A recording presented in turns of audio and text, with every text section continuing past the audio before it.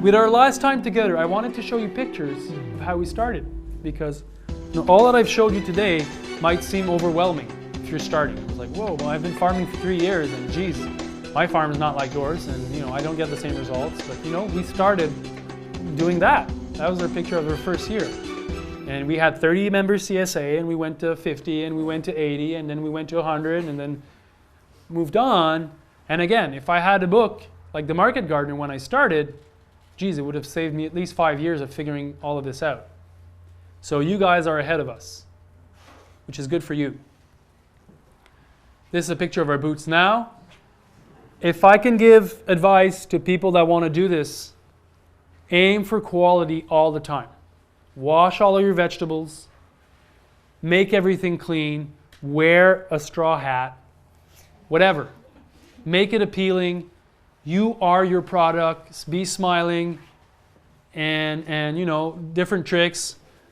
Pile high and watch it fly. I don't know if you've heard about that before. That works. If you can pile up to the roof, do it, and make a hole to put your face in it. Whatever. These are tricks that really work wonders. If your stuff is prime and you have a good display, and even the mechanized growers, they'll have a hard time competing with you because you have an edge, because you're there, and because you can really make it happen for yourself. Yes. Was there ever a point in the growth of your farm where you had more product, your product exceeded your marketing capacity? Yeah, the first year, we were playing with this, and that was where we needed the crop calendar to adjust. And when that happens with CSA, we just give out stuff to people. We bring more and we lay it out, and we just, if they want to pick it, they'll pick it. But you need to take note of that so that the next year you're not doing the same problem. Or worse, if you lacked. Sheesh, I ran out of carrots. I could have sold like 70 bunch. Well, that's like, $1,000. So, yeah. So at no point did you create a relationship for like a secondary market outside of the CSA when that happened? Well, that's where markets are interesting. You have your CSA, and everything is calculated. If you have more, you bring it to market. If you don't have enough, well, you don't bring it to market because you don't have it. So it's less constraining. But CSA is also good because it gives you a structure with deliveries every week. Yes? Do you think your model could be effective on a wholesale standpoint? I mean, I know you get a retail price point for everything you sell. Okay, so that's an interesting question. Could what we're doing, our model, if you want, be exploded for wholesale? Well, I think that this works, under 2 acres or 3 acres. More than that, you should get mechanized and grow a lot and have a working crew and a warehouse and a lift and a loader and the whole shebang. So at one point, I think wholesale is more tailor-made for mechanized farms. So the way I see things, this is a great way to start a farm. With not a lot of money, you can start. You're building your skill set. You're building your client base. You're developing all of that slowly. And after 6, 7, 8 years, you're in a position to make the call. All right, so we could do the kale for the whole hospital. I'll buy a tractor. I'll rent the fields. I'll buy the equipment. I'll invest, $100,000 in a warehouse, and you have something to fall onto, and then you can make these calls. Or you can just keep on farming like we're doing, because we've been calculating this, and we're like, well, after all that capital cash we're going to put out, we're going to make less money than if we can just keep farming that way. Because now we're really optimizing every year, and we don't have any capital expenses anymore because everything's paid for. But that's a decision you make. I decided to write a book instead of just going to winter CSA, and each his own. You service any restaurants? Yeah, we do restaurants with salad mix, And yeah, salad mixes. Do they get a discount or the same price as the farmer's market? A little discount.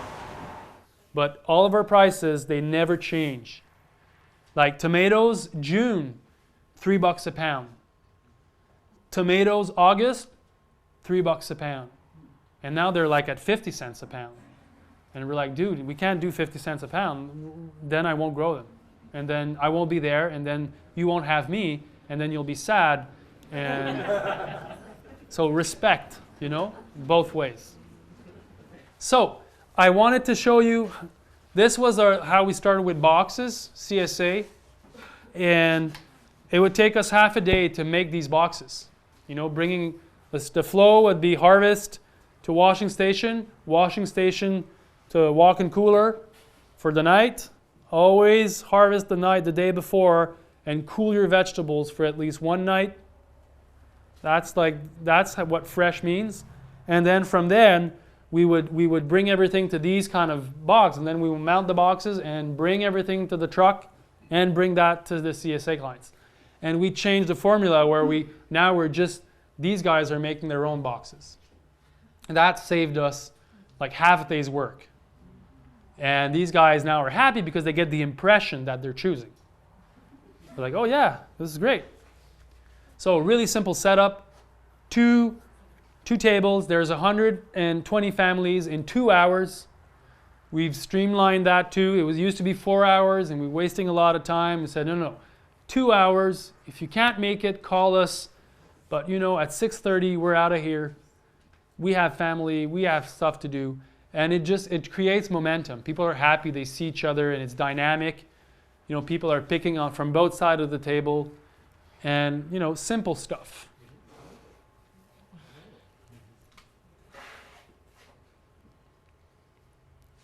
One other thing that we did once is that we're an hour from Montreal, our main CSA market, and we were like, we wanted to get people down to the farm, and we would do these open farm events, and nobody would come. And then we would spend our Sundays preparing, our Saturdays after market preparing, our Sundays being with like 11 members, and it's just like, oh man, I'd rather go sailing or whatever.